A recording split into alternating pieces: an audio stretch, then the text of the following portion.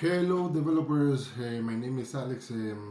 Welcome to my channel. Here I will be always talking about Flutter, programming, development, and in this video I'm gonna talk about that bug.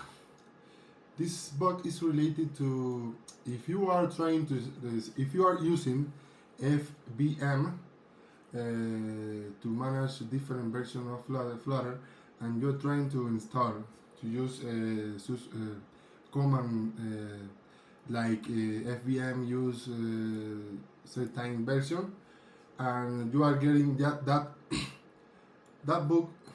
This is related to your FVM folder.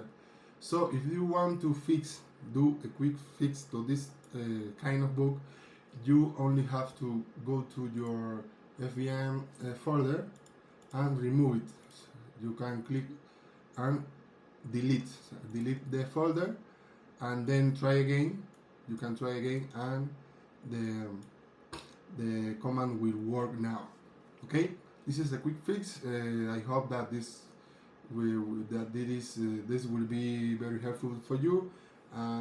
Subscribe to my channel, please. I will be uploading some different way to solve or fix books in Flutter and other topics. Okay, bye.